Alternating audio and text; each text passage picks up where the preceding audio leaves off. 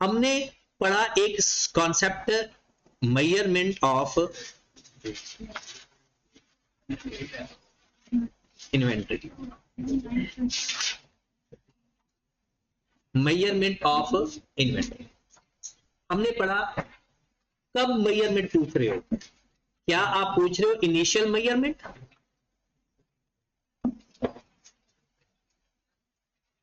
Initial measurement को original measurement भी कहते हैं। तो वो तो होगी भाई साहब एट कॉस्ट। कैसे फाइंड करनी है वो हम कल पढ़ चुके। कौन सी चीज प्लस करनी है, कौन सी चीज इग्नोर करनी है, वो भी मैं अभी आपको बता देता हूं, क्योंकि कल के लेक्चर में ये बात डिस्कस नहीं की थी। जो चीजें ऐड होती है वो तो हमने बता दी। मतलब एक परचेज प्राइस को हम ले लेते हैं, परचेज प्राइस में हम माइनस कर देते हैं ट्रेड डिस्काउंट, माइनस कर देते हैं कैश डिस्काउंट, फिर प्लस कर देते हैं नॉन रिफंडेबल टैक्सेस। ये जो नॉन रिफंडेबल टैक्सेस है इनको अनएडजस्टेबल टैक्सेस भी बोला जाता है। इसको कस्टम ड्यूटी, इंपोर्ट ड्यूटी, कोई भी ड्यूटी नाम बता दिया जाता है। फिर इसमें इंश्योरेंस इन ट्रांजिट ऐड कर देते हैं, इंश्योरेंस इन ट्रांजिट। फिर इसमें ट्रैवलिंग कॉस्ट ऐड कर देते हैं, इसमें कोई एलसी चार्जेस हैं वो ऐड कर देते हैं। ये सारी चीजें ऐड कर देते हैं। जो चीज ऐड नहीं करते, not part of cost of inventory, वो कौन से खर्चे हैं? जो खर्चे तो हो रहे हैं, सबसे पहला खर्चा abnormal wastage.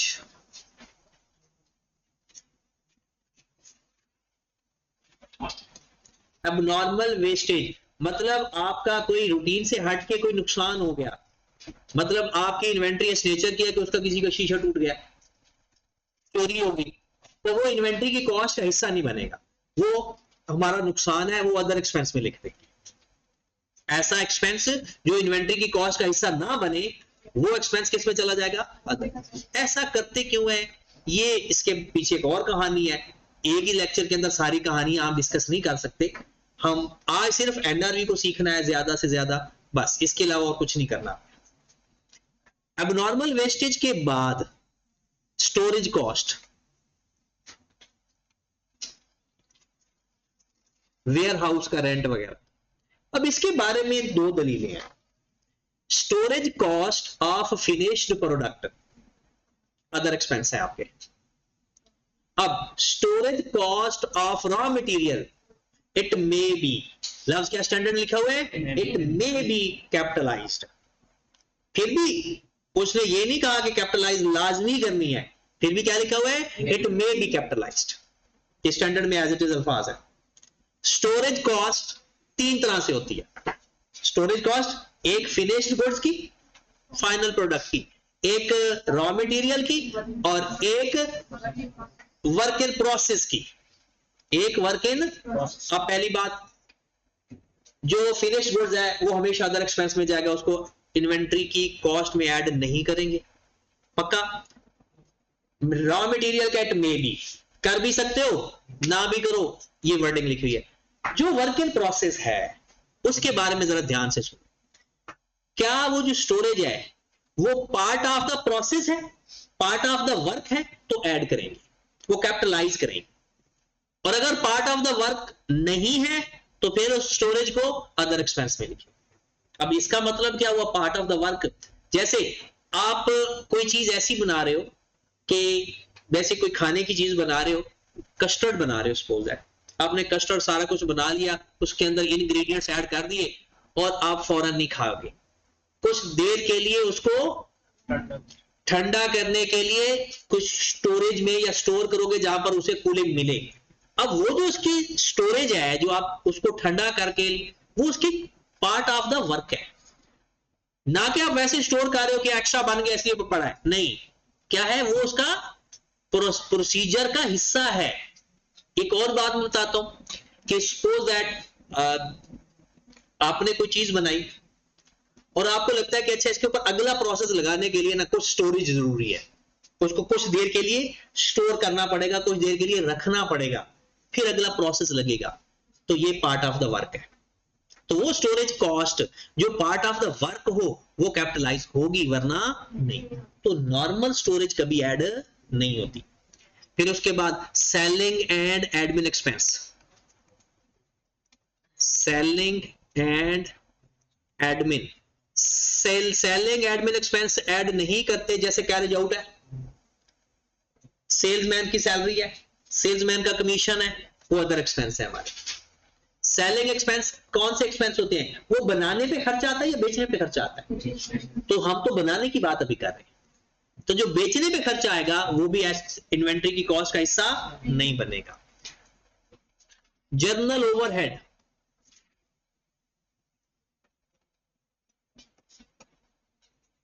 Distribution expense, distribution expense का किसी को पता है क्या होते हैं?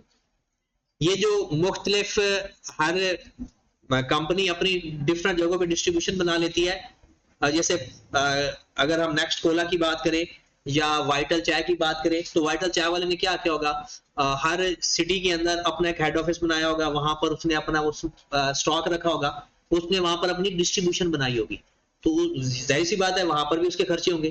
तो वो भी मैन्युफैक्चरिंग के खर्चे नहीं है, वो कौन से खर्चे हैं, सेल करते वक्त खर्चे हैं। तो ये चंद एक्सपेंसेस हैं जो एसेट की कॉस्ट में ऐड नहीं होंगे। ये तो बात होगी ना कॉस्ट की। अच्छा, इसमें एक और बात लिखो जो बड़ी इंपॉर्टेंट है, रिफंडेबल टैक्सेस, रिफंडेबल या एडजस्टेबल टैक्सेस, वो भी ऐड नहीं करना। ठीक होगी बात? नॉर्मल वेस्टेज उसके अंदर ऐड होती है, नॉर्मल वेस्ट, अब नॉर्मल वेस्टेज नहीं करते, normal wastage part of the capitalize होगी, वो part of the inventory cost होता है। एडमिन एक्सपेंस होते हैं ऑफिस से रिलेटेड, वो थोड़ी मैन्युफैक्चरिंग थोड़ी हो रही है। एडमिनिस्ट्रेशन ऑफिस के जो एक्सपेंसेस है, हेड ऑफिस के जो expenses ji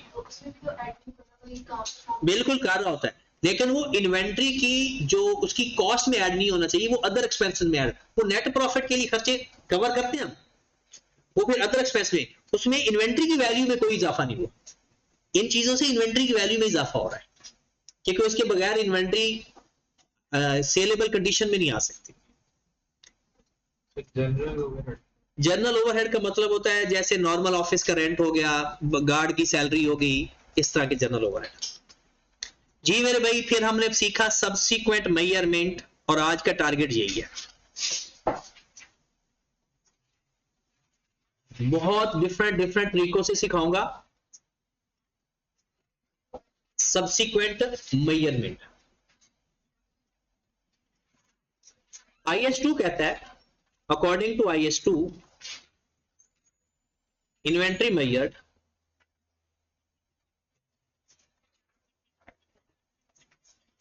at lower of cost and NRV, मतलब नेट रिलायजेबल वैल्यू। और ये कौन सा कॉन्सेप्ट को फॉलो करता है, प्रूडेंस कॉन्सेप्ट बेस्ड। अगर आपसे कोई पूछता है इन्वेंट्री को lower of cost and NLP क्यों रखते हैं, तो क्या बोलना है, प्रूडेंस कॉन्सेप्ट की इजाजत से। ठीक होगी बात? अब हमने लोअर ऑफ कॉस्ट लिया सीख, एनआरवी नेट रियलाइजेबल वैल्यू, मतलब जो आपने बेच के पैसे मिलने हैं और अगर उसको कुछ खर्चा भी हो जाता है तो नेट कर लो। एनआरवी की डेफिनेशन लिख लो एक दफा फिर से, it is future expected selling price. पहली बात, फ्यूचर में कितने का बिकेगी, लेस नेट करना है, फ्यूचर में बिकना रियलाइज कितना होगा, उसमें से उसके ऊपर आने वाले खर्चे माइनस कर देना, नेट रियलाइज हो गया। ठीक होगी बात। तो less any selling expenses, selling expenses या सेलिंग कॉस्ट या any other expenses incurred to make it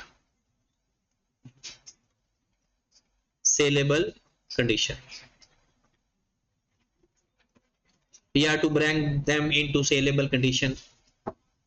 मतलब एनआरवी सिंपल किसी भी चीज को अगर आप बेचोगे, बेचा नहीं है, याद रखें एनआरवी उसकी फाइंड की जाएगी जो स्टॉक आपके पास मौजूद है।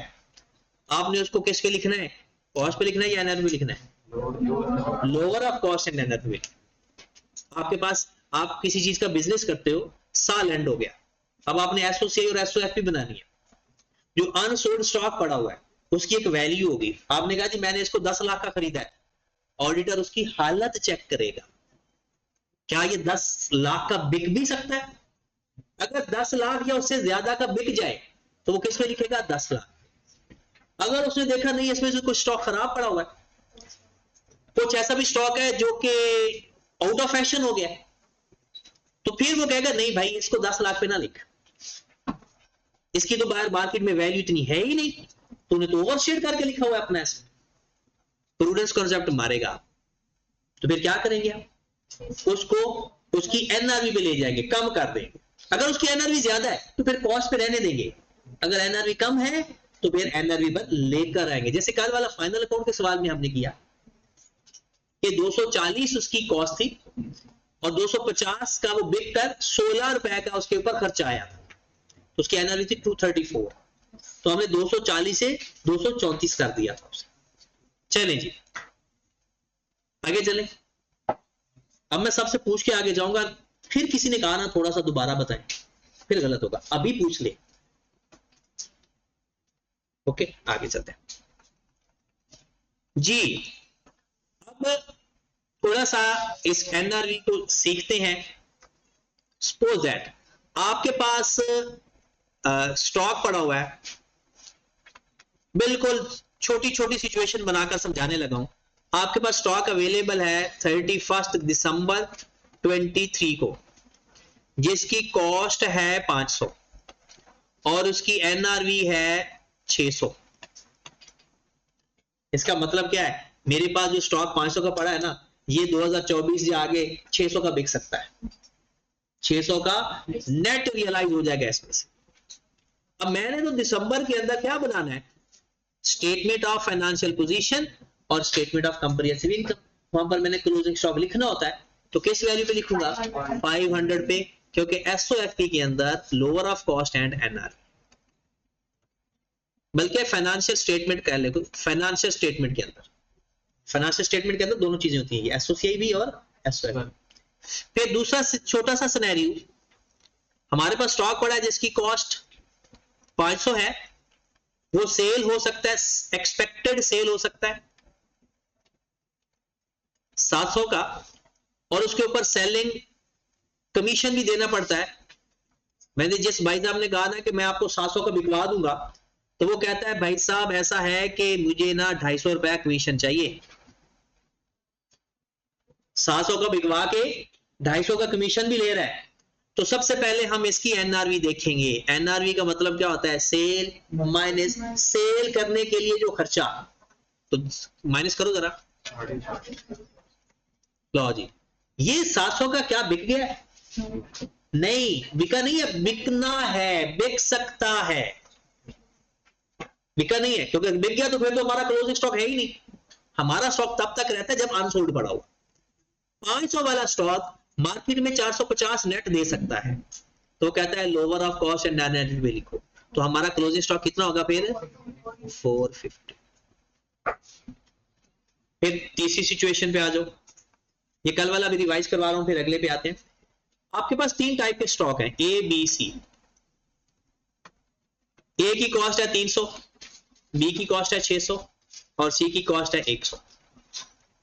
एनआरवी, ए की एनआरवी है जनाब 350, बी की एनआरवी है जनाब 500 और इसकी है 110। जरा टोटल करो, इसका कॉस्ट का टोटल करो कितना, 1000, और एनआरवी का टोटल करो 900। हाँ जी, किस पे रिकॉर्ड करूंगा, 1000 पे या 960 पे? इसको इन टोटल कंपेयर करने की इजाजत नहीं है, सबको पहले सेपरेट सेपरेट करना पड़ेगा। यहां पर लिखेंगे lower of cost and NRV, lower of cost and NRV. ये एनआरवी है टोटल, इसको टोटल एनआरवी कह सकते हैं, लेकिन टोटल एनआरवी कंपेयर नहीं कर सकते। हाँ जी, तो पहला ए को किस पे रखेंगे, 300 पे, बी को 500 पे, सी को 100 पे, तो कितना, ये है आपका क्लोजिंग स्टॉक। जब आप पहले कंपेयर कर लो फिर टोटल करके बता दो कि ये है आपका क्लोजिंग स्टॉक। ओके की बात। लेकिन माइनस कौन से करने हैं, हर एरे गैर एक्सपेंस नहीं माइनस करने, selling expenses and expenses incurred to make it for saleable condition, मतलब उसको सेलेबल कंडीशन लाने पे खर्चा आ गया। एक दफा ऐसा हुआ, पेपर में सवाल आया कि ना 1% रिकवरी चार्जेस है, क्या रिकवरी चार्जेस सेलिंग एक्सपेंस है या नहीं, रिकवरी चार्जेस क्या सेलिंग, सवाल के अंदर गिवन था जी टोटल सेल का 1% रिकवरी चार्जेस है, तो क्या ये सेलिंग एक्सपेंस है या नहीं। ऐसा सेल मैं लिख ही देता हूं, सवाल ही कर लेते हैं, ऐसे आप परेशान हो गए। हाँ जी मेरे भाई, सवाल है हमारे पास ये कि हमारे पास कुछ स्टॉक पड़ा हुआ जिसकी कॉस्ट 400 है, और ए और बी उसकी कॉस्ट है 600, इसकी सेल प्राइस वो है जनाब 500 और इसकी 620। Selling expense 10% of sale, number 1। Number 2 recovery charges, recovery charges मतलब कस्टमर से पैसे लेने के लिए खर्चा हो गया हमारा 2%, ठीक है। अब हम देखते हैं कि एनआरवी फाइंड करनी है हमने, एनआरवी सेल में से क्या माइनस करते हैं, सेलिंग एक्सपेंस, 10% तो माइनस करना ही करना है क्योंकि उसने लिखा हुआ है सेलिंग एक्सपेंस, 2% रिकवरी एक्सपेंसेस भी है, तो क्या एनआरवी फाइंड करने के लिए वो माइनस करेंगे या नहीं, दलील के साथ यस नो करना है, करने चाहिए या नहीं, नहीं करने चाहिए। वजह ये जो रिकवरी चार्जेस होते हैं ये आफ्टर सेल होती है, सेल हो चुकी है अब हम कस्टमर के पीछे धक्के खा रहे हैं, मतलब पहले सेल कर चुके हैं, अब वो हम जो भी उसके हमारा ट्रैवलिंग एक्सपेंस आ रहा है, कॉल करने का एक्सपेंस आ रहा है, मतलब हम चीजें सेल करते हैं 10 दिन की उधार पे, अब 10 दिन बाद हम उनके पीछे जाते हैं, कोई कॉल करते हैं, मैसेज करते हैं, जाते हैं, तो ये सारा खर्चा रिकवरी एक्सपेंस में आता है, लेकिन वो तो सेलिंग एक्सपेंस है ही नहीं, सेल तो 10 दिन पहले हो चुकी है। सेलिंग एक्सपेंसेस क्या है, सेल करने के लिए जो खर्चा आया है, सेल करते वक्त खर्चा आया है या सेल की हालत में लाने के लिए खर्चा आया है, उसे हम बोलते हैं सेलिंग एक्सपेंस। वैसे चलो ये तो हम पहले कर लेते हैं, अब इसका सेल एक्सपेंस क्या है, 10% ऑफ, तो सेलिंग एक्सपेंस लिख लेते हैं, ये सेल है, इसका 10% कितना आ जाएगा 50, इसका कितना आ जाएगा 62, एनआरवी कितनी आ जाएगी 500 माइनस 50 और 620 में 62 माइनस कर दें 558, तो क्लोजिंग स्टॉक किस पे लिखे पहले का, 400 पे या 450 पे, 400 पे, 600 पे या 558 पे, lower of cost and NR. कुछ बेस बनना शुरू हुई। अगला सवाल, ये थोड़ा और अच्छा सवाल बनाते हैं इसको, थोड़ा सा आपके पास हुआ ये कि स्टॉक पड़ा हुआ है 1000 units at the rate of ₹10, and expected to be sold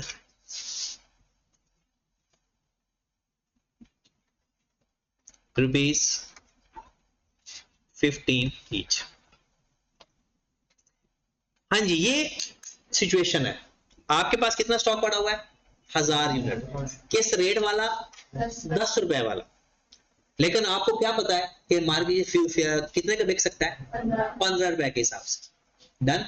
लेकिन बाद में जब ऑडिटर साहब आए या आपने खुद जाकर चेक किया तो पता चला 400 यूनिट्स आर डैमेज्ड। 400 यूनिट आपने देखा कि वो तो डैमेज हुआ पड़ा है। And now expected to be sold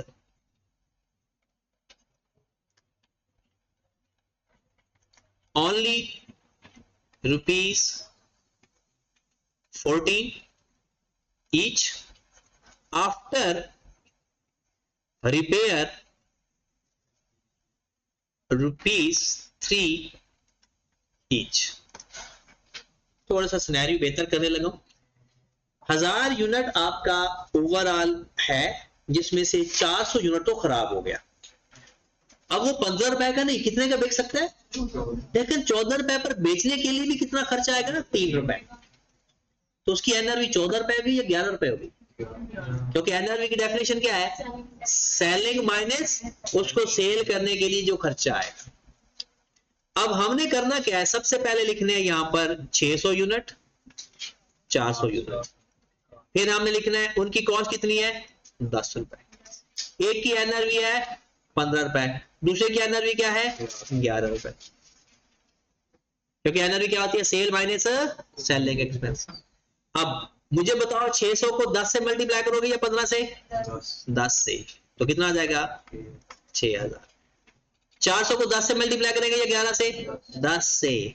आप कहेंगे सर कोई फर्क तो नहीं पड़ा। ये आपको सिखाने के लिए कि जब स्टॉक डैमेज हो जाए ये कंपल्सरी नहीं होता कि उनकी वैल्यू कम ही हो।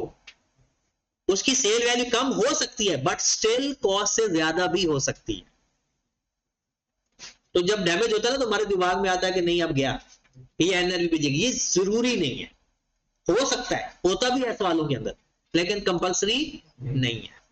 ठीक होगी बात जी? ये सवाल सॉल्यूशन देखें।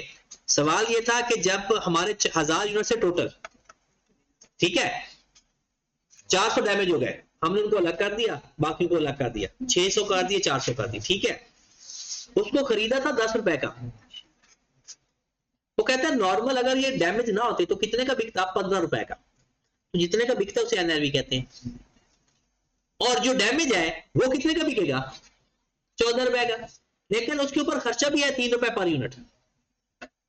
तो एनआरवी की क्या है? जितने का बिकेगा माइनस उसके ऊपर जितना एक्सपेंस आएगा। तो माइनस करके कितना आ गया? 11। अब इसकी एनआरवी 11 होगी, इसकी 15 होगी।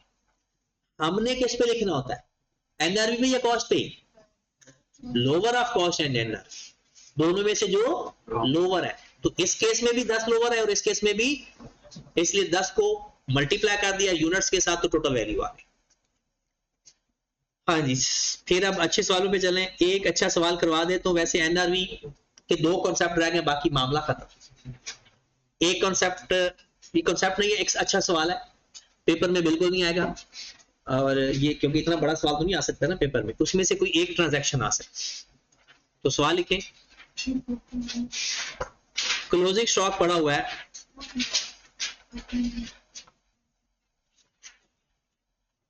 आपके पास 8 लाख का। On investigation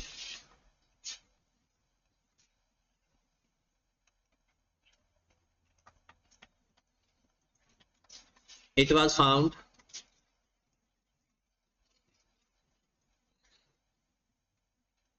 %60 stock in good condition,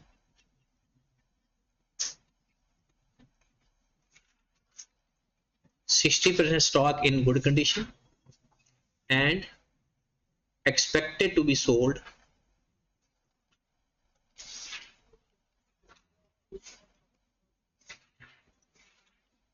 60% stock in good condition and expected to be sold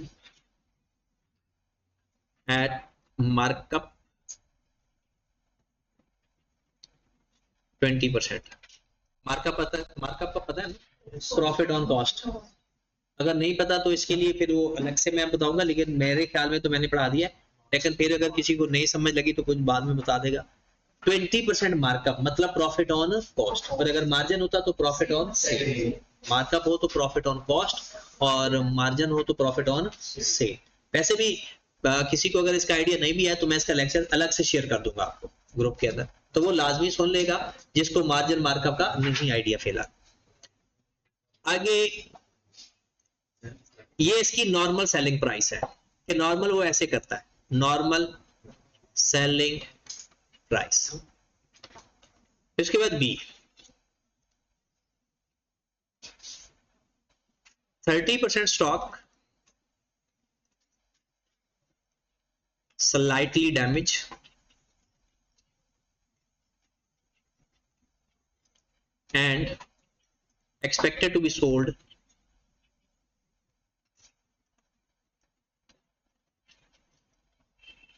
its normal selling price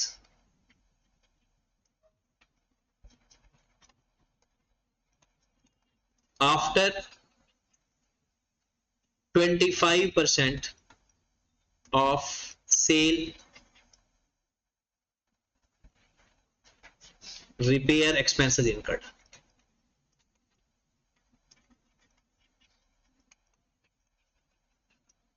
thirty percent stock आपका डैमेज हो गया और वो अपनी असल कीमत पे बिक जाएगा, लेकिन after 25% of sale repair expenses incurred, मतलब 25% सेल का उसके ऊपर पहले रिपेयर करवाओ, उसके बाद वो 20% पे बिक जाएगा। तीसरा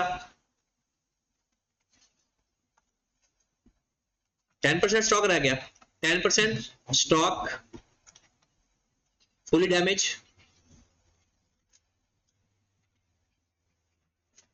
and expected to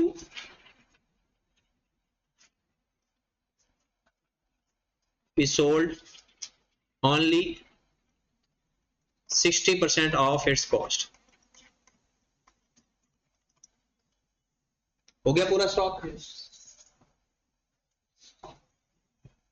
8 लाख का जनाब आपका टोटल स्टॉक है। 8 लाख के अंदर 60% सही सलामत है, 30% डैमेज हो गया है और 10% सारा ही डैमेज हो गया। 30% थोड़ा डैमेज हुआ है, जो रिपेयर करवा के उसको आप असल कीमत पे बेच दोगे, लेकिन जो 10% है वो अपनी असल कीमत पे नहीं बिकेगा। वो कितने का बिक सकता है? जितने का था उसका भी 60%, लिखा हुआ ना 60% ऑफ इट्स कॉस्ट, जितने का था। याद रखें जब परसेंटेज होती है ना, बड़ी इंपॉर्टेंट चीज है, परसेंटेज के साथ जो वैल्यू लिखी है परसेंटेज हमेशा उस पे लेनी होती है। जब भी परसेंटेज लिखी होगी ना उसके साथ कोई ना कोई वैल्यू जरूर होगी। आप कहेंगे सर इसके साथ तो नहीं है, इसके साथ पता है कि मार्कअप ऑन कॉस्ट होता है। यहां तक सवाल लिख लिया। अब इसको मैं हल करने का तरीका सिखाने लगा। अब देखिए स्टॉक तो आपका 8 लाख का ही है, लेकिन अब वो 3 डिफरेंट फेजेस में चला गया। एक गुड कंडीशन में पड़ा, एक थोड़ा डैमेज है और एक ज्यादा डैमेज है। इससे हो क्या रहा है? उनकी एनआरवी चेंज हो रही है सर, और जब भी एनआरवी चेंज हो जाए, जिस जिसकी एनआरवी चेंज हो जाए उसको अलग कर दो। तो क्या करेंगे? आपके पास अब स्टॉक हो गया 3 टाइप का। यहां पर आप लिख लो स्टॉक, एक है गुड जो 60% है, एक है 30% और एक है 10%। जरूरी नहीं किसी फॉर्मेट में सवाल हो, किसी भी फॉर्मेट में हो, आपने जिसकी एनआरवी है उसको अलग अलग कर दो। इसके यूनिट तो है नहीं तो फिर कॉस्ट ही कर ले। 8 लाख का 60% लो, 4,80,000, यही होगा ना 60% स्टॉक, और 30% और 10% 80,000, और ये टोटल आपका बन गया। अगर ये डैमेज ना होता, हालात ठीक रहते, तो हम अपना स्टॉक 8 लाख का लिख देते, हमें कोई मसला नहीं था। मसला है कि स्टॉक हो गया डैमेज, तो हम फाइंड करेंगे एक तो सबकी सेलिंग प्राइस, फिर उसके सेलिंग एक्सपेंसेस, फिर उसकी एनआरवी, और फिर क्लोजिंग स्टॉक या lower of cost and NRV. हाँ जी, सबसे पहले ये वाला स्टॉक कितने का बिकेगा, ये वाला स्टॉक कितने का बिकेगा, वो कहता है 20% ऑफ।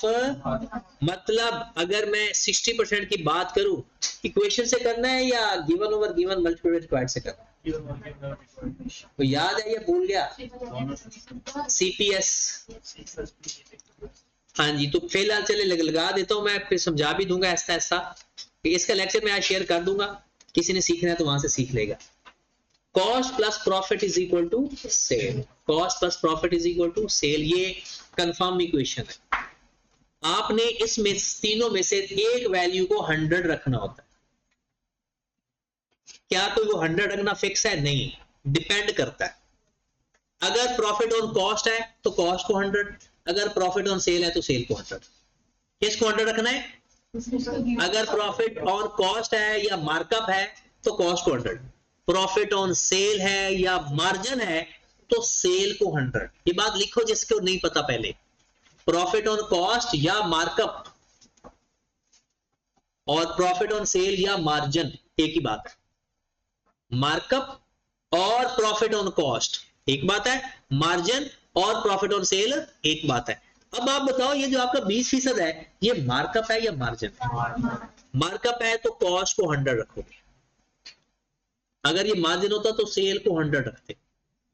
जो प्रॉफिट परसेंटेज है वो एज इट इज लिखनी है और इसके बाद इक्वेशन पूरी करनी है।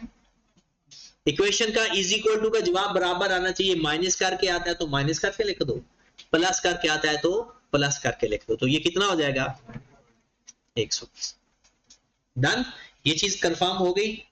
ये सीपीएस इसे हम बोलते हैं, कॉस्ट प्रॉफिट और सेल। ये जो आपके पास 4,80,000 गिवन है, ये क्या है, सेल प्राइस है या कॉस्ट है? कॉस्ट है। याद रखें, जो चीज गिवन है वो अपने ही चीज के ऊपर डिवाइड हो सकती है। 4,80,000 को कॉस्ट पे डिवाइड कर सकते हो, सेल पे डिवाइड नहीं हो सकता। कॉस्ट को किस पे डिवाइड किया जा सकता है? कॉस्ट पे। और सेल को किस पे डिवाइड कर सकता है? सेल पे। तो 4,80,000 को यहां पे ही डिवाइड करना है और यहां से मल्टीप्लाई करना। तो मुझे बताओ, 4,80,000 को मैं 100 पे डिवाइड करूं, 20 पे या 120 पे? 100 पे, क्योंकि कॉस्ट को कॉस्ट पे डिवाइड करना है, कॉस्ट को कॉस्ट पे, सेल को सेल। तो 4,80,000 क्योंकि कॉस्ट है तो इसको कॉस्ट पे डिवाइड कर देंगे और जो चीज चाहिए उससे मल्टीप्लाई कर, ये आपके पास सेल आ जाएगी। अगर आप 20 से मल्टीप्लाई करते तो प्रॉफिट आता, और अगर आप सेल की परसेंटेज से मल्टीप्लाई करोगे तो सेल आ जाएगी। तो बताएं जनाब कितनी आ गई? 5 लाख पूरा, 576,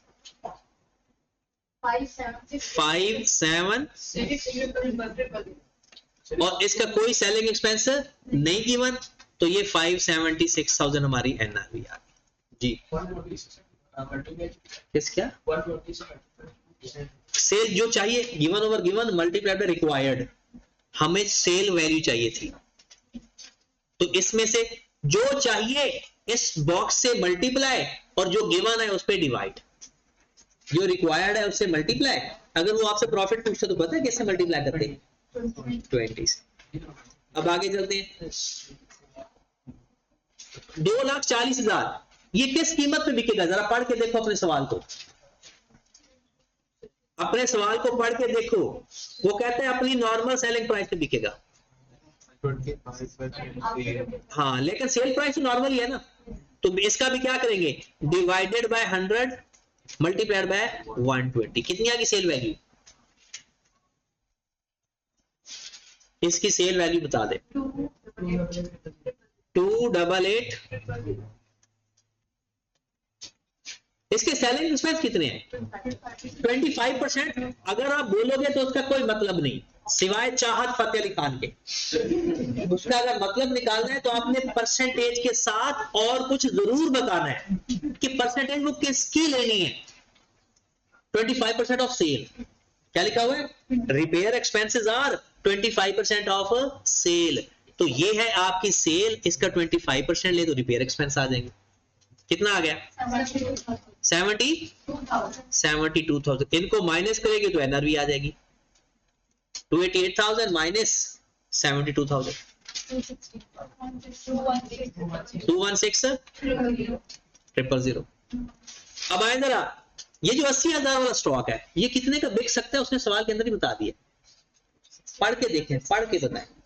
60% ऑफ कॉस्ट, तो कॉस्ट तो 80,000 गिवन है, कॉस्ट तो 80,000, इसका 60% ले लो, तो इसका 60% लेंगे तो कितना आ जाएगा 40। इसका सेलिंग एक्सपेंस कुछ नहीं बताया हुआ, तो यही इसकी एनआर। अब आपके पास मेरे भाई एनआरवी भी आ गई, ये है एनआरवी का कॉलम, ये है कॉस्ट का कॉलम, ये जो ब्लैक ब्लैक है ये सारी कॉस्ट है। हमने लिखना है lower of cost and NRV. हमने किस पे लिखना है? Lower of cost and. तो बताओ 60% स्टॉक को 480 पे लिखे, 5676 पे लिखे, 480,000। 2,40,000, 2,16,000, 2,16,000, 80,48 और इसका टोटल करें, ये लिखेंगे आप अपने क्लोजिंग स्टॉक के अंदर 744। आप 8 लाख से नहीं लिखोगे क्लोजिंग स्टॉक, किस वैल्यू से लिखोगे? 744,000। Lower of cost and NRV. सबसे पहले कॉस्ट, अगर एनआरवी अलग अलग है तो उसकी कॉस्ट भी अलग कर दो, उसकी एनआरवी भी फाइंड करके अलग कर दो, फिर कंपेयर कर। हाँ जी, कुछ बेहतरी आई? ये बहुत सारे सवालों में ये चीजें बार बार इस्तेमाल होनी है, तो ये इंशाल्लाह और अच्छे तरीके से ये समझ लगना शुरू हो जाए। एक और स्टाइलिश टाइप का क्वेश्चन है, वो उस पे आए जरा। ये एनआरवी के ना हर तरह के सवालों को मैं करवा रहा हूं, काफी है। सीपीएस सबको याद आ गया या अभी भी कोई है जिसको अभी तक नहीं पता चला? आपको नहीं पता और आपको भी याद भूल गया या पढ़ा ही नहीं था? तो मैं ना आज ग्रुप में कोशिश करूंगा कि शेयर कर दूं, तो ये लाजमी पढ़ना, क्योंकि ये हम डायरेक्ट अप्लाई किया करेंगे आने वाले जिंदगी में, तो अभी से सीख लो। ये इक्वेशन से भी है, इक्वेशन से भी ये होता है और ये परसेंटेज से भी होता है।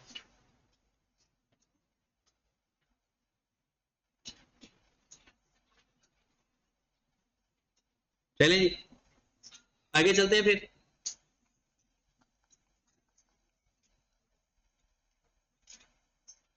सवाल है जनाब, क्लोजिंग स्टॉक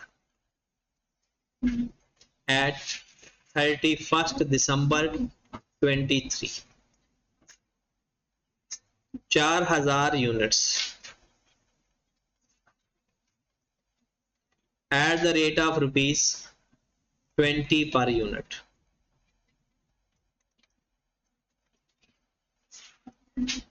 अच्छा, एक बात मुझे बताएं,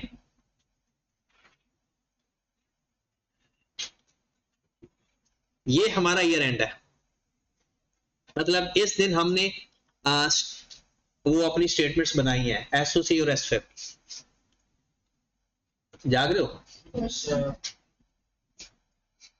पक्का? नहीं, आपसे पीछे भी एक कौम है जिसके साथ हमारा पुराना वास्ता है सोने और जागने का। हाँ जी, अब मुझे एक बात बताएं, इस दिन फाइनेंशियल स्टेटमेंट बनती है, राइट? इस दिन की, इसे कहते हैं रिपोर्टिंग डेट, ईयर एंड भी कहते हैं और रिपोर्टिंग डेट भी कहते हैं। ऑडिटर इसी दिन ऑडिट कर रहा होता है या वो बाद में करता है या ऐसे पहले करता है? ऑडिट कब करता है? ऑडिट जो हम फाइनेंशियल स्टेटमेंट बनाते हैं ना, उसका ऑडिट होता है, और वो पहले बनेगी फिर होगा, पहले फाइनेंशियल स्टेटमेंट बनेगी फिर ऑडिट होगा। अब वो ऑडिट हो सकता है जनवरी के अंदर हो रहा हो, अगले साल हो सकता है फरवरी में हो रहा हो, 2-3 महीने तो वैसे ही लग जाते हैं, अच्छे बिजनेस के पे ऑडिट पे 2-3 महीने लग जाते हैं, लेकिन वो ऑडिट हो किसका रहा है? इस डेट तक के बैलेंस का, इसके बाद जो बैलेंस हुए उसका नहीं हो रहा। अब जरा ध्यान से देखें, सपोज वो फरवरी में ऑडिट कर रहा है, कब ऑडिट कर रहा है? फरवरी में, और कर किसका रहा है? दिसंबर 2013 का, ऑडिट हो रहा है फरवरी 2014 में, लेकिन हो किसका रहा है? दिसंबर 12-23। ठीक है, अब उसने बताया कि उसके क्लोजिंग स्टॉक के अंदर 4000 इन्वेस्टिगेट किया और एक की कीमत क्या है और सेल प्राइस क्या है 30 रुपए पर यूनिट। ठीक है, अब पता चला 1000 यूनिट्स जो कि इसके अंदर इंक्लूड है वो डैमेज है। और डैमेज कब हुए? Eight 25th of December 2023 damage हो गए तो उसकी सेल वैल्यू चेंज हो जाएगी and expected to be sale at the rate of rupees 18 per unit. Got it? Here 500 units also damaged. ये कब ऑब्जर्व हो रहा है पता है? किस दिन हम ये देख रहे हैं? Feb 14 को ये हम ऑब्जर्वेशन कर रहे हैं। हमने देखा जो उसने 4000 यूनिट लिखा हुआ था 20 रुपए के हिसाब से, हम उसको ऑब्जर्व किया तो पता चला उस 4000 के अंदर 1000 यूनिट डैमेज पड़ा हुआ जिसके एनआरवी 18 रुपए है। ठीक है, और 500 यूनिट एक और डैमेज हुआ है। वो हुआ डैमेज कब? At 5/1/24 and expected to be sold at the rate of rupees 15 per unit. Find closing stock. मुझे क्लोजिंग स्टॉक फाइंड करके बताएं। ये आप नहीं करना वैसे। Find value of closing stock. जल्दी से करो जरा इसको।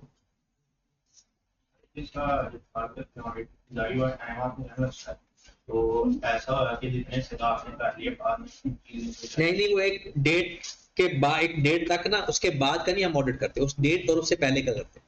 मतलब उसके बाद या तो हम ऐसा करते हैं कि ट्रांजैक्शन कुछ देर के लिए रोक देते हैं कि आप ट्रांजैक्शन रिकॉर्ड ना करो, और अगर करनी भी है ना तो हम उस पर एक ना कट ऑफ लगा देते हैं कि भाई साहब इस डेट के बाद जो भी चीजें हमने उसको नहीं देखना, हम इससे पहले पहले और इस डेट तक देखें।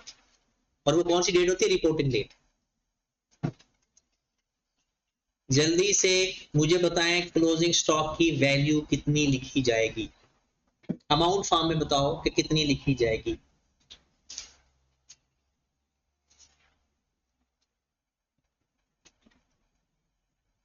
टोटल 4000 यूनिट टोटल है और ये इसके अंदर ही शामिल है।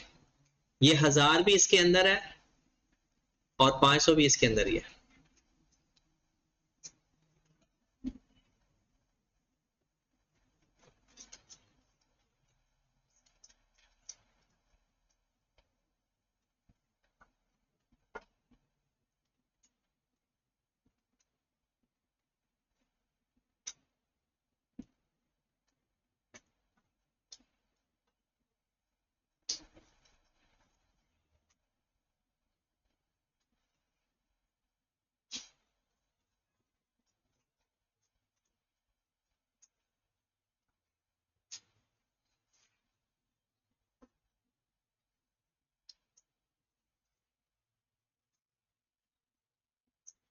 सेलिंग प्राइस वो जो 400 यूनिट आपके पास चार्जर पड़ा हुआ है वो 20 रुपए के हिसाब से है ना, लेकिन उसकी कीमत क्या बाद बिकेगा कितने का? एनआरवी के लिए कितना? 78,000 और आपका कितना? 75,000 75 75,500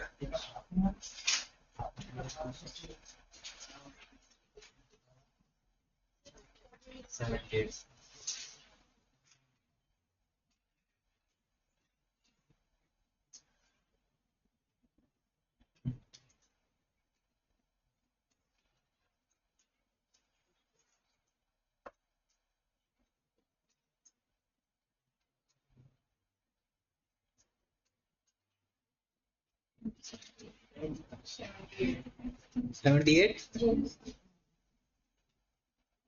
हाँ जी,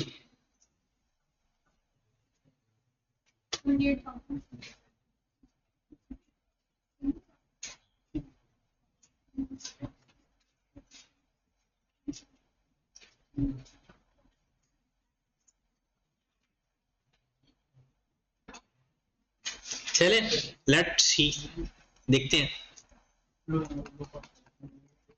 आपके पास 1000 यूनिट का केस है, एक 500 का केस है, और एक बाकी कितने बच गया?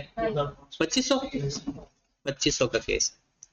इनकी जो कॉस्ट है, क्योंकि एक ही स्टॉक है तो सबकी कॉस्ट कितनी है? 20 रुपए। ओके, अब एनआरवी मतलब सेल कितने का हो सकता है? जो 1000 यूनिट है इसकी एक्सपेक्टेड सेलिंग प्राइस क्या है? 18 रुपए। और ये जो 500 है इसकी एक्सपेक्टेड सेलिंग प्राइस क्या है? 30 रुपए। और हमने क्या लेना है? Closing stock. अब कहेंगे सर यहाँ इसकी तो 15 रुपए है, वो ईयर एंड के बाद है। अब जो ईयर एंड के बाद चीज डैमेज हुई है ना, उसको डैमेज नहीं समझा जाएगा। हमने पोजीशन किस दिन देखनी है? 31 दिसंबर 23 को, क्या वो डैमेज था या नहीं।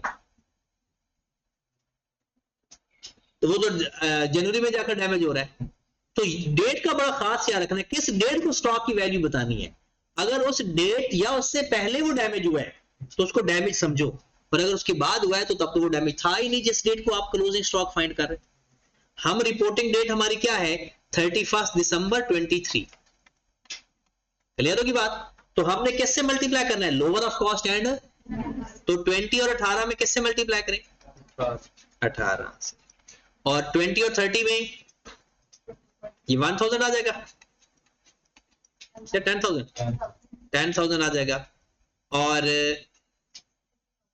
50,000 आप प्लस करें 78। ये बात समझ लगी कि आपने ये भी देखना है कि वो कट ऑफ पॉइंट कौन सा है। ओके, हाँ जी, एनआरवी वाला कॉन्सेप्ट मेरी तरफ से कंप्लीट है। अब आपको प्रैक्टिस से पता चलेगा, बार बार सवाल प्रैक्टिस करके, डिफरेंट टाइप के प्रैक्टिस करके, कि आपके किस हद तक ये कॉन्सेप्ट क्लियर हुए, और डिफरेंट टाइप के क्वेश्चन होंगे आपके सामने। आई क्या आपकी बुक में बहुत कम सवाल है एनआरवी के? हैं सही, लेकिन कम है, इसलिए आपको ना अलग से एक, वो कल भी असाइनमेंट आपको शेयर करनी थी, तो वो क्वेश्चन पहले वो सिलेक्ट करके ना आपको शेयर करेंगे। वैसे इसमें भी एक सवाल है तो सही। अच्छा, आपकी कंप्रीहेंसिव एग्जांपल, पहली जो फर्स्ट कंप्रीहेंसिव एग्जांपल है आपकी बुक में, वो एनआरवी की है, तो उसकी आप प्रैक्टिस, ये पेपर में नहीं आता इतना बड़ा सवाल, पेपर में तो एक कॉन्सेप्ट आएगा बस, उसके हिसाब से आपने देखना होगा।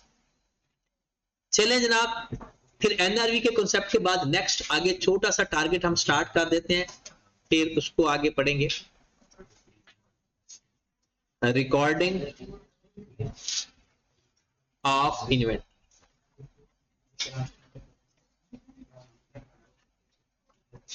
देखिए ये सारी कोई इधर जो गौर से नहीं सुनता ना, इन्वेंट्री के अंदर 4 चीजें हैं और चारों दो दो हैं। 4 चीजें हैं और चारों दो दो हैं। जब पेपर में सवाल पूछता है ना, चारों ऑप्शन में वो सारे दो दो लिख देता, पता नहीं चलता वो पूछ कौन से है। यानी जिसमें अभी हमने देखा कि इन्वेंट्री को lower of cost and NRV पे मैयर करते हैं, lower of cost and record किस पे करते हैं? वो मैयर करते हैं, ये रिकॉर्ड करना है। रिकॉर्ड कैसे करते हैं? देयर आर 2 वे, इसमें भी 2 तरीके हैं। देयर आर 2 मेथड्स कह लें, वे कह लें, अप्रोच कह लें। नंबर 1 को बोलते हैं perpetual inventory system,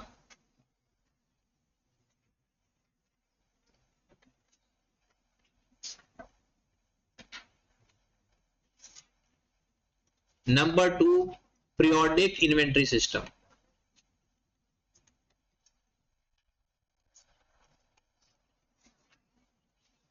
perpetual inventory system, periodic inventory system, perpetual inventory system, periodic inventory system.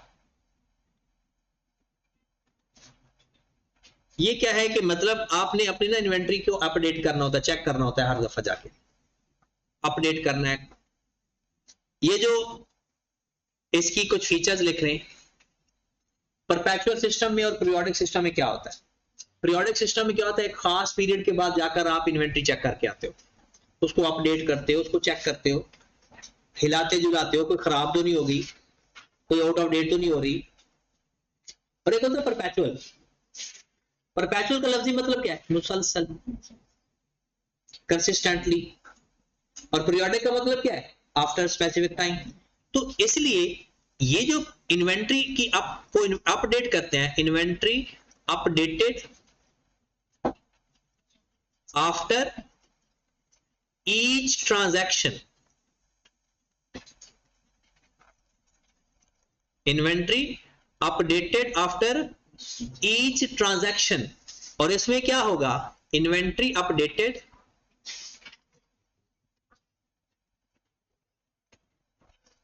After a specific period। मतलब परपेचुअल सिस्टम में इन्वेंट्री को अपडेट या उनको चेक किया जाता है हर ट्रांजैक्शन के बाद, और पीरियोडिक में क्या होता है, साल बाद, 6 महीने बाद, 3 महीने बाद, मतलब एक स्पेसिफिक टाइम के बाद। ये टाइम कंज्यूमिंग भी है, मतलब टाइम टेकिंग, एंड कॉस्टली, क्योंकि हर ट्रांजैक्शन के बाद आपने इन्वेंट्री को अपडेट करना है, अपडेट रखना है। तो ये क्या होगा, time saving, time and cost saving. किस मेथड में चांसेस ऑफ शॉर्टेज ज्यादा है, शॉर्टेज या इन्वेंट्री का खराब होना या मिस अप्रोप्रिएट होना, पीरियोडिक में। वजह क्योंकि वो तो जाना है हमने साल बाद। तो इसमें क्या होता है, चांसेस ऑफ इन्वेंट्री शॉर्टेज या इन्वेंट्री मिस अप्रोप्रिएशन, वर्ड लिख ले, misappropriation, chances of inventory misappropriation are low. मतलब क्या है इसका, मिस अप्रोप्रिएशन का मतलब है इन्वेंट्री का खराब हो जाना, इन्वेंट्री का आउट ऑफ डेटेड हो जाना, चोरी हो जाना, व्हाटएवर। परपेचुअल सिस्टम के अंदर इन्वेंट्री का चोरी होना या उसका मिस अप्रोप्रिएट होना कम चांसेस होते हैं, क्योंकि हर ट्रांजैक्शन के बाद तो आप इन्वेंट्री काउंट कर रहे हो। पीरियोडिक में ये सब चीजें ज्यादा होती हैं, chances of miss appropriation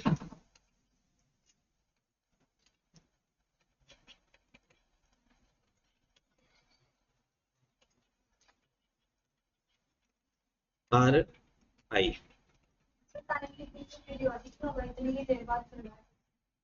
time taking का मतलब ये होता है इन्वेंट्री के ऊपर क्या टाइम लग रहा है। अगर आप हर ट्रांजैक्शन के बाद जाकर उसे काउंट करने जा रहे हो या किसी बंदे को भेज रहे हो, तो वो हर ट्रांजैक्शन के बाद करेगा, तो वो वो तो एक ही दफा है ना, साल में एक दफा या 2 दफा करना है, वो तो उतना ही टाइम लगना है ना। और वो जो हर ट्रांजैक्शन के बाद करना है तो वो टाइम तो उस पर ज्यादा लगेगा ना।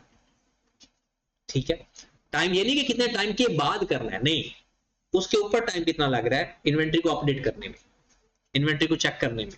जी अच्छा, मुझे ये बताएं, अगर इन्वेंट्री हाई वैल्यूज की है, कौन सी है, हाई वैल्यूज की, तो कौन सा सिस्टम होना चाहिए, परपेचुअल या पीरियोडिक। हाई वैल्यू है तो परपेचुअल होना चाहिए ताकि मिस अप्रोप्रिएट ना हो जाए, और लो वैल्यू है तो पीरियोडिक। लेकिन ये भी आगे देखा जाता है, साइज भी देखा जाता है। अगर इन्वेंट्री का साइज ऐसा है कि उसको हर ट्रांजैक्शन के बाद हिलाना जुलाना या अपडेट करना मुश्किल है, तो फिर भी अगर साइज ज्यादा है इन्वेंट्री का तो फिर पीरियोडिक बेहतर होता है, क्योंकि इन्वेंट्री काउंट करते वक्त इन्वेंट्री के डैमेज होने का भी खतरा होता है। इन्वेंट्री को अपडेट काउंट करते वक्त इन्वेंट्री के लॉस होने का भी थोड़ा बहुत खतरा होता है। तो ये अभी मैं सिर्फ ये खत्म नहीं किया, इसको मैं अभी इसको पीरियोडिक और परपेचुअल पढ़ाने के बाद जब ये पूरा पढ़ा दूंगा, फिर उसके बाद परपेचुअल और पीरियोडिक की खूबियां खामियां लिखवाऊंगा, क्योंकि उस वक्त आप एंट्रीज पढ़ चुके होगा ना। जैसे भी मैं आपको ये कहूं कि यहां पर एक सिस्टम के अंदर परचेज लेजर बनता है और एक में परचेज लेजर नहीं बनता, वो तो भी आपको पता ही नहीं है। एक दफा सवाल कर लेंगे पीरियोडिक परपेचुअल के, फिर वापस आएंगे। तो इन पीरियोडिक और परपेचुअल के लिए जो हमने इस्तेमाल करना है रिकॉर्डिंग के लिए, उसे बोलते हैं कॉस्ट फार्मूला। कॉस्ट दो फार्मूले हैं जनाब, एक को कहते हैं फाइफो मेथड, कुछ लोग फीफो पढ़ते हैं, कुछ फाइफो पढ़ते हैं। फाइफो मेथड, इसे कहते हैं first in first out. First in first out. एक होगा वेटेड एवरेज,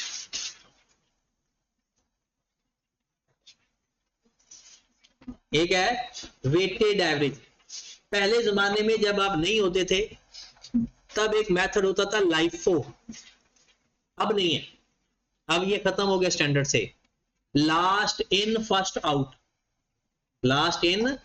वैसे तो कई मेथड होते थे, हाइफो भी होता था, हाईएस्ट इन फर्स्ट आउट, मतलब जिसकी वैल्यू सबसे ज्यादा है उसको पहले बेच दो, हाईएस्ट इन फर्स्ट आउट। तो डिफरेंट टेक्निक्स होती थी, लेकिन अब ये हमारे सिलेबस में नहीं है।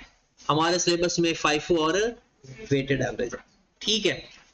उसके बाद कॉस्ट टेक्निक,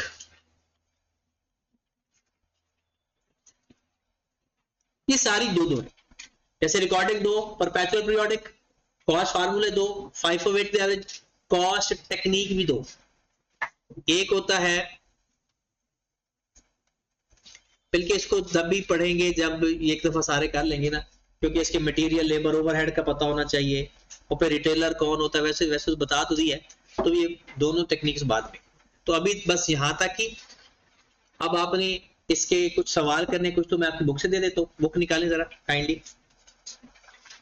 कुछ सवाल मैं आपको बुक से दे देता हूँ, मैं बता देता हूँ यहाँ पर ही। PRC किधर है?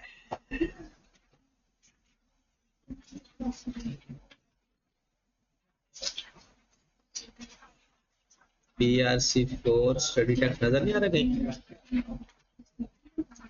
PRC for inventory, PRC for final account, PRC for ये।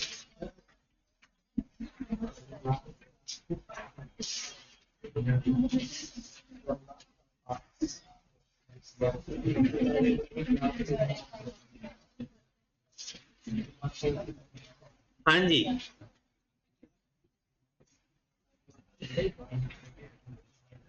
आपने ये कुछ सवाल करने हैं इन्वेंटरी के।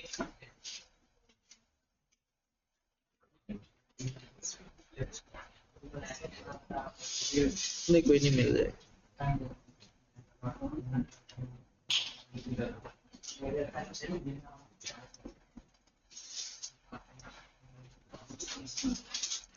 देखिए, एक तो ये सवाल बिल्कुल सामने आ गया, ये है एमसीक्यूज में।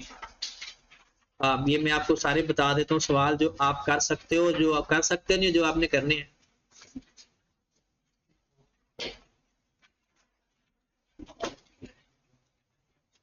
और लाजमी करने हैं, और जो बाद में लेक्चर सुनता है ना, वो भी लाजमी किया करे, वरना गुनाह मिलेगा। एक तो आपने जनाब ये डेफिनेशन आप पढ़ लेनी है, यहां तक जो मैं हाईलाइट करूं बस उतना ही। फिर ये पेज नंबर है, पता नहीं पेज नंबर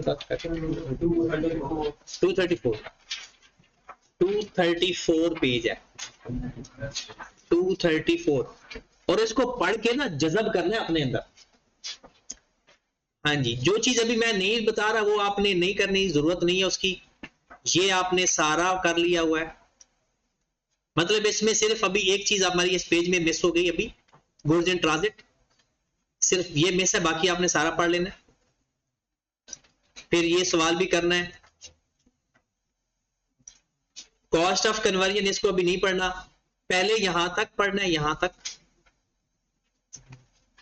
फिर आ जाए, ये पढ़ना है आपने कॉस्ट टू बी एक्सक्लूडेड। इस बुक से इसलिए मैं पढ़ाता हूं कि बुक से पढ़ना बहुत जरूरी है पेपर पॉइंट ऑफ व्यू से, तब जाकर अंग्रेजी थोड़ी बहुत समझ लगती है जाकर। ये पूरा पढ़ना है आपने पैरा, कल मैं डिस्कस भी करूंगा। फिर आगे अभी नहीं पढ़ना। फिर उसके बाद है मेरे भाई, ये डेफिनेशन आपने पढ़नी है, यहां से लेकर यहां तक पढ़नी है। मतलब इसके ऊपर टिक करते जाओ ना कि ये हमारा हो गया, और कल इसको मैं डिस्कस कर दूंगा तो ये डबल हो जाएगा हमारा। फिर ये क्वेश्चन नंबर 5 करना है, किया हुआ ना दोबारा करना है, वो जो किया हुआ भूल गया आपको। क्वेश्चन नंबर 5 दोबारा करना है, इस संडे को नहीं, अगले को 6, क्वेश्चन नंबर 6, 7, ये एग्जांपल्स है, बेसिक एग्जांपल्स। फिर आपने भाग के आगे आओ,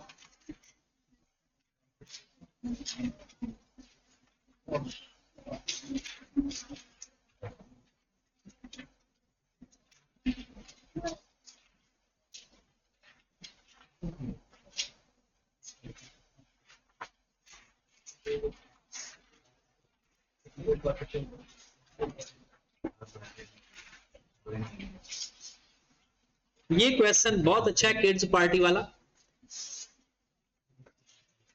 ये अच्छा सवाल है। इंपॉर्टेंट मैं लिख रहा हूं पेपर पॉइंट ऑफ व्यू से नहीं, कॉन्सेप्ट पॉइंट ऑफ व्यू से। ये अच्छा सवाल है। क्वेश्चन नंबर 18, ये कंप्रीहेंसिव एग्जांपल्स का क्वेश्चन नंबर 18 है।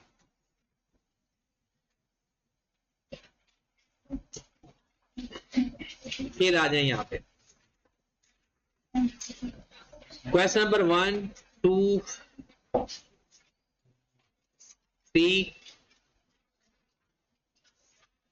4, एमसीक्यूज की बात कर रहा हूं, 5, 6, 7, 8, बस 8 तक ही रखें, 8 तक एमसीक्यूज। और बाकी जो सवाल निशान लगाए हैं तो ये आप कल ट्राई कर रहिएगा, और इंशाल्लाह कल एक तो मैं थ्योरी जो लिखवाई है ना, मैं कल इसका मतलब भी समझाऊंगा। एक दफा आप पढ़ के आओगे और फिर मैं आपको बताऊंगा जो आपने पढ़ के आए वो क्या था और एक्चुअल में क्या। ठीक है, ओके।